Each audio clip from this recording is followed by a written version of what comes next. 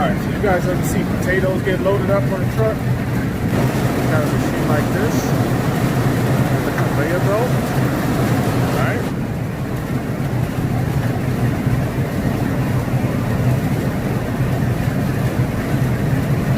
That's how you load potatoes. What's up, guys? It's Jonasegway here. So today's video, as you guys seen, we're gonna take a quick look at the Geyser. Now, I just want to make a disclaimer real quick. The Geyser is, the video didn't come out the way I wanted it to. It's kind of too late to reshoot it because I'm like, 800, 900 miles away from that location. But so please bear with the footage, like the quality of the footage as far as like camera angles go, because my camera angle was a little off. But I wanted to talk about this place because I kind of accidentally bumped into it, right? So like I picked up some potatoes in Idaho, right? Idaho potatoes. Aberdeen, Idaho. You guys can look on Google Maps. Aberdeen, Idaho is where I picked them up at, and I was headed to Topeka, Kansas. So I had to kind of go southeast-ish directional wise. Now I could have taken I-15, Interstate 15. I could have driven that straight south to Salt Lake City and then jumped on Interstate 80 and took that straight east. But it would have been an extra 60, 70 miles longer, right? So when I'm driving and I think about taking a different route, if it looks like what we would call a shortcut, because it kind of cuts across instead of going straight down and then straight across. If I'm going to take a route that goes straight across and kind of cuts distance, it has to be a route that's a big enough road where the speed limit is going to be about what I'm going to drive. So if you typically like to drive at 70 miles an hour, 65 miles an hour, then these type of routes is good. Yeah, you'll go through a small town here and there, but each town is probably, what, a mile long? If some of them is just like half a mile, 3/4 of a mile long. So you're kind of in and out of them, and some of them won't even have a traffic light. And if they do, the cross street isn't really a big enough of a street for the traffic light to be changing as often. So you might just be rolling through the town, and then bam, you're out of the town again, you go back. So the cool thing about it is, the specific route is 183 miles distance from start to finish when it comes to starting from I-15 on US 30, because this Geyser is on US 30, which by the way is the original Oregon Trail. So of course, a lot of these old historical trails, they either build a highway or an interstate next to the actual trail, or they'll just build over the trail, and then that'll be like the new Oregon Trail in this situation. So US 30 is the place where I found this stone, Soda Springs? Soda Springs is like a general area in that area of Idaho. Basically made up of a lot of different depressions, I guess. Now they're depressions, but I guess back in the day, these depressions were full of water, and the water were all thermal, thermal pockets of water, so it was all warm, because that whole area has a lot of volcanic lava activity kind of below the surface. So a lot of the water in that area is warm naturally. It's natural springs, hot springs, So anyways, it's a pretty cool route. Whether you're on a motorcycle or in a car, if you guys are gonna organize a bicycle ride, the guys with the racing bikes, they kind of like do little tours across America in different routes. That'd be a really good little section. You do climb some big hills. I'm gonna call them hills because they don't look like mountains. They're just like, it's like major elevation changes. Like you'll go from 4,900 feet to 5,100 feet in like 2.5, 3 miles. You got elevation changes like that. And the 4,900 feet, that's elevation over sea level, just in case you didn't know. But on this route, it's 183 miles. You do have gas stations every other town. Any vehicle will be able to do 183 miles, period, like without fuel. If you're gonna have to tank of gas, most cars should be able to make it even a half tank of gas within 183 miles. On top of the fact that it's at high elevation. The lowest elevation is 4,900 feet over sea level, and I think it goes as high as like 7,200 feet. And I talk about this because the typical automobile, fuel injected automobile, not carbureted vehicles. Carbureted vehicles is different because when you do major elevator changes like that, usually the carburetor, the fuel mixture gets messed up a little bit and your car run like booty, right? But fuel injection vehicles with a computer, the ECUs, your ECU will notice that you're getting less air because there is less air. The higher you go in elevation, if you guys didn't know, the higher you go in elevation, the thinner the air is. If you got a little bit of air coming in, your car's gonna adjust how much fuel comes inside the cylinder, and how much fuel is gonna burn less. Gets less air, it burns less fuel. That gives you better gas mileage, on top of the fact I wonder if this thing's in the video. On top of the fact that your car will have less resistance, less air resistance, and it's burning less fuel because it's getting less air inside the motor, so it doesn't use as much fuel. So you get good gas mileage at these higher elevations, all right? So now, this route, I would not recommend this to be a destination route. This just has to be an accessory to your drive already. That's just my opinion. The first 15 miles, if you start from I-15, if you, like I said, if you started from Interstate 15 and you're driving east on this route, the first 15 to 20 miles is where most of the hot springs things are. You know, the hot springs and the geyser that you guys gonna see in the video. That's where all of that stuff is. So anything after that, there's still things to check out. I've noticed it's mostly like trails. So if you got like a four-wheel drive vehicle, like a Jeep Wrangler or a Scout Defender 90, you know, those things are pretty cool. International Scout, you know, you got something like that, like an off-road four-wheel drive with a transportation type vehicle, or even like a CRV, for example. You can even be all right with a CRV to an extent, as long as you got the applicable tires for the type of terrain. But if you guys are gonna, if you guys want to see anything past that, it's gonna be stuff like that, like trails. I think there's a cave out there somewhere. There's a lot of wildlife viewpoints if you guys like to look at birds and shit like that. If you guys like to ride motorcycles, right? So we got the road surface. What type of road surface is it? It's pretty good, actually. It's not lumpy. It's not really, you know, terrible to ride. You're not gonna be shaking all over the place, you know, outside of the normal or outside of a, it's just a pretty decent road, period. Once you cross over into Wyoming from Idaho, the road is like brand new. It's brand new surface for like maybe 25, 30 miles. You got plenty enough fuel stops. Every single town don't have a fuel stop, but there's enough fuels. There's more than enough fuel stops for you guys. There's also hotels, motels. So in case you guys are like, hey, it's gonna the end of my driving day is gonna be on this route. You know, am I gonna be good for finding a hotel, motel? Yes. I don't know what their prices are like. I did come across one hotel that was like triple digits, $113 a night. But you can always call a hotel, which is what I prefer to do. If I don't use Booking.com, I'll call a hotel and say, hey, look, my name is such and such. I'm gonna be at your location around this time. You know, you guys have any deals or something like that? Don't be scared to ask for deals, guys. Do not be scared to ask for deals, because these hotels will give it to you, especially these time of days. You know, the business is not as frequent. I mean, you guys are gonna see at the Geyser, I was literally the only person there. I was like, how am I only the only person there at a Geyser? Like, you know, this stuff's cool, man. Like, how am I the only person here? So, you know, take advantage of that. Call the hotel. If you don't use the service like Booking.com or any other you know, similar or like I don't know what to call them, like a broker. They're kind of like a broker, I guess. They kind of find you good deals. If you don't have anything like that and you kind of just doing it manually, call the hotel up, find them on Google Maps, and call them up or find them online. I usually like to use Google Maps because you see the icon for all the businesses, or most of them actually, and you can just click on the icon, and most of them will have a thing where you can call. They'll say call, you press it, and then it automatically goes to your phone to call them, and then you can talk to the hotel staff or whoever's going to pick up the phone at the hotel as far as hotels go. So, but you have plenty of that. You have cell phone signal. Cell phone signal, you will have cell phone signal the whole time. There's going to be 15 minutes of that entire 183 miles that you may not have signal, and that's usually the last 2 or 3 miles of any hill, the summit of any hill, and there's like 2 or 3 major ones that you kind of climb up. Other than that, you're gonna have signal. Now, I have Verizon. I'm gonna point that out. I have Verizon, so I don't know if you guys have AT&T, Sprint, or whatever, any of the other carriers. They do usually have maps. If you go on Google and you type coverage area for Sprint, coverage area for Verizon, they'll give you a map, a colored map, or any type of map that'll identify what areas of the United States you'll have coverage at. So that's something that you guys can do due diligence. You will have internet coverage on Interstate 15. Is a major highway in that area, so you guys should, no matter what service provider you have, you should have signal there. Sometimes not, sometimes do, but I have signal the entire route if I go from Aberdeen, Idaho to Salt Lake City, Utah.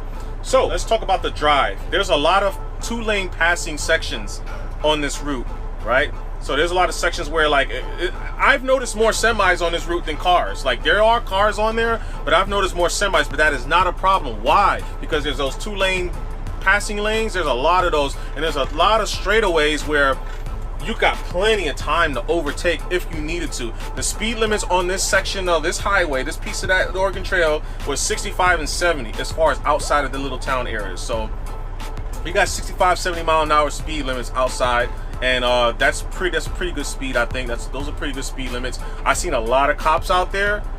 I think, if I'm gonna remember right, 5 or 6 times throughout that entire stretch, I saw, you know, sheriffs and I think, yeah, there was all only sheriffs. So if you think it's a good road to speed, it may be. What I do if I do speed, which I don't do very often, but if I do speed, I will not speed outside of what I can see. So just a little recommendation for you. If you can't see any hiding places, like if you can see all the way down the road, at least an eighth of a mile out to the left and right, I wouldn't do it. I'm just not gonna do it. They don't have many areas to hide out there because everything's really open.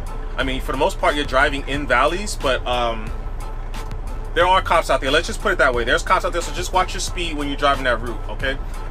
Depending on the time of the year, you guys might want to watch it depending on the time of the year you travel that route, because the mile marker sticks on the roads, on the side of the roads, that's like, what, 50 feet apart. You guys ever seen those sticks? Those sticks had extensions on them, like a reflector extensions, and those extensions put them about as high as like the top of my windshield on my semi truck. Now, I pick up truck with semi truck.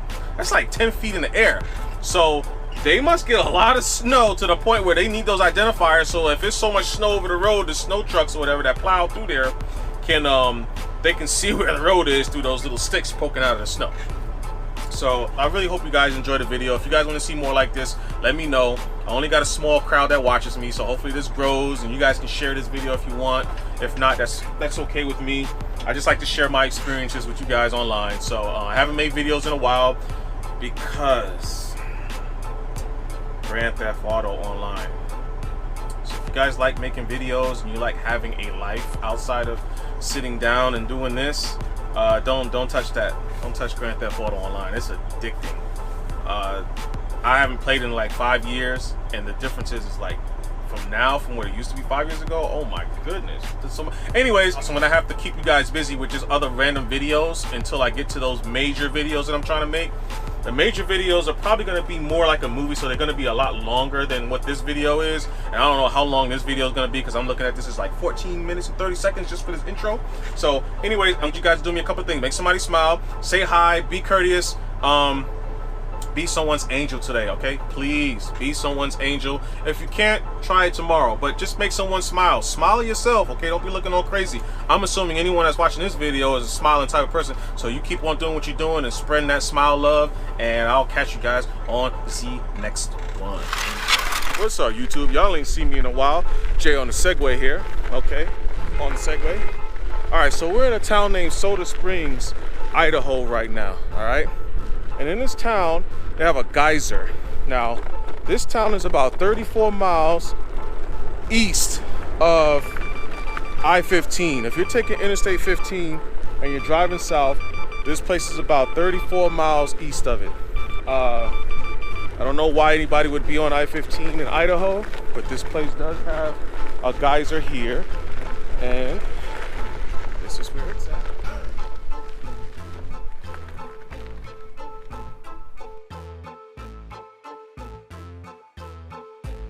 They said that this thing will pop off on the hour, every hour.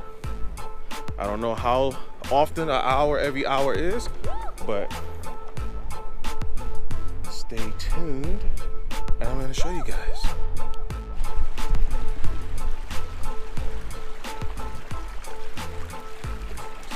What's going on?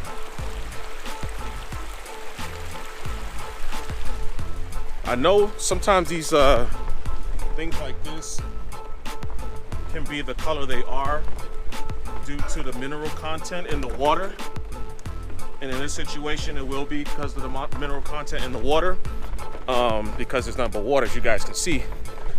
And I'm really waiting to see when this thing's gonna actually go off. But check it out, guys. Just check it out. If you guys are ever in this area, there's like a little trail thing going on here. I'm off the Segway. I'm not even gonna try to climb this thing, riding the Segway. But they said it roars like a mad dragon. Let's see how true that is. And I really hope we're here at the right time to see this thing go off.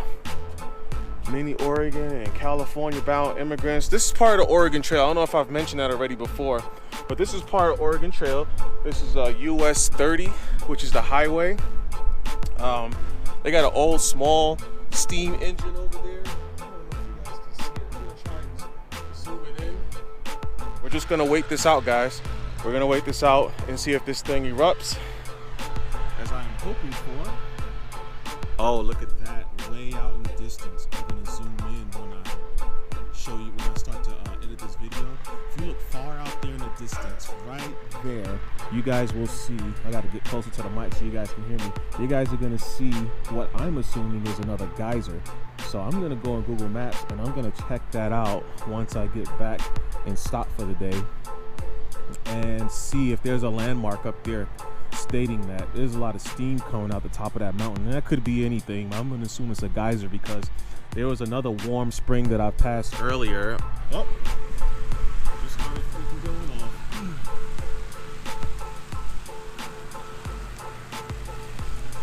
You know what, guys? I'm gonna say something real quick. I actually thought that was gonna be higher than that, and that probably explains the lack of people here. But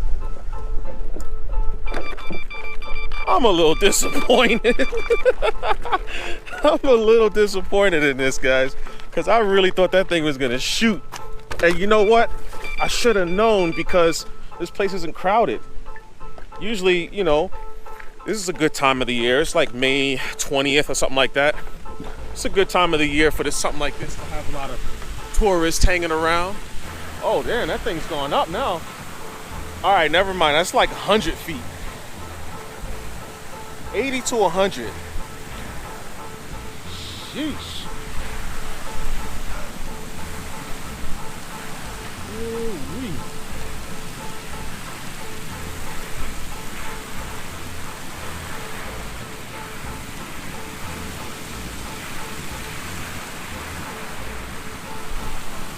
Oh wow, it's going off even more. When that thing activated, I literally thought somebody was somewhere. It sounded like somebody was like in a room and they pressed the button. I was like, all right, let's let it go.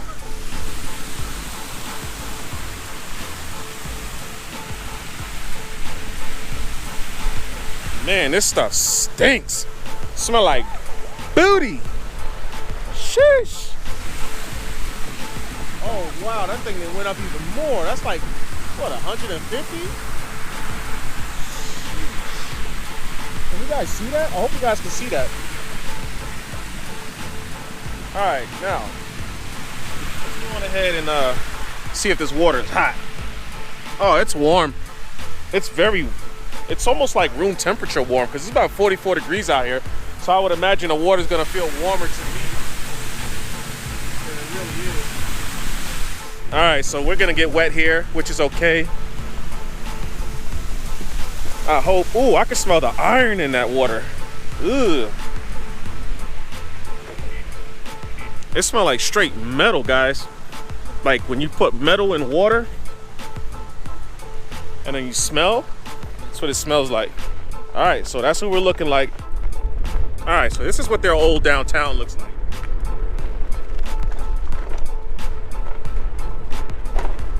Remember, we are in Soda Springs. I wonder if you guys can see it. You guys are not gonna be able to see it from here. But they got this old little train here, and it's actually kind of small. It's probably not a real one. Nah, it's not a real one. Oh, maybe it is. Could be a service one. But got this old little locomotive. They got a lot of names on there. So let me see. Our thanks to these Century Club members for donating cash, labor, and materials. Save the Train Committee. So this is part of the Save Train Committee that you guys are looking at here. And we got in memory of our departed mothers, the chapter Idaho American War Mothers. This place has a little bit of history. I think it's worth it. So if you guys have time to come by this town, if you're traveling along, go on ahead. Like, what?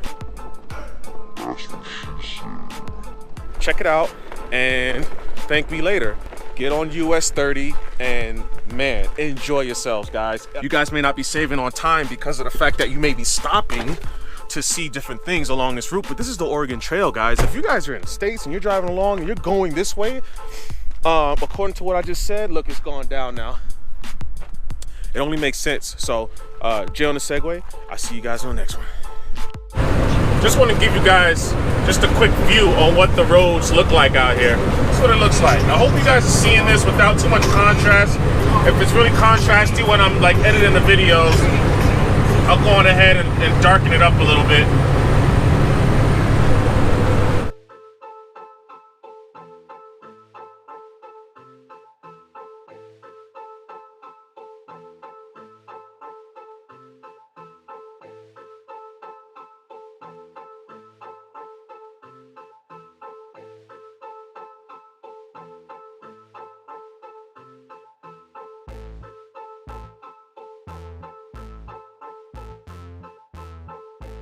Look, the cows are still using it. They're still using the Oregon Trail.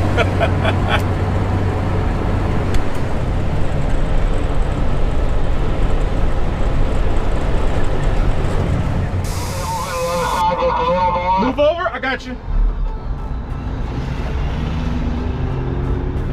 Holy crap, guys. You're good.